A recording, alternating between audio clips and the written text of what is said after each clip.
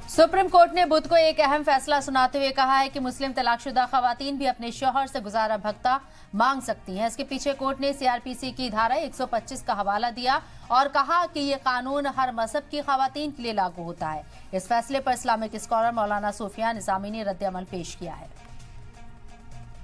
देखिए, मजहब इस्लाम ने निकाह के जरिए से जो रिश्ता कायम किया है उसमें यह मुतालबा किया है कि वो रिश्ता कायम रहे।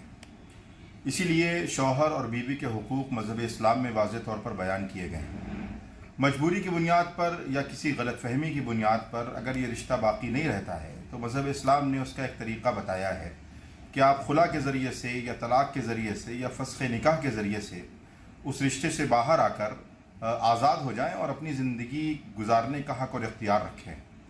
अब ये ज़िम्मेदारी है कि इद्दत के दौरान जो तकरीबन 3.25 महीने का जो अरसा होता है उसमें जो साबिक़ा शौहर है जिसने अपनी बीवी को तलाक़ दिया है उस पर यह ज़िम्मेदारी आयद होती है कि वो इद्दत के दौरान का ख़र्च अपनी बीवी का ख़र्च उठाए और उसको इद्दत का ख़र्चा दे।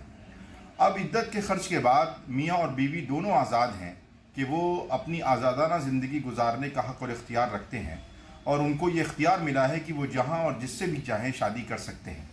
अब शरीयत ने कोई पाबंदी नहीं रखी है कि साबिक़ा शौहर या साबिक़ा बीवी उसकी किसी भी ज़िंदगी में दखल अंदाजी करे, उसके निजी मामलात में कोई दखल दे।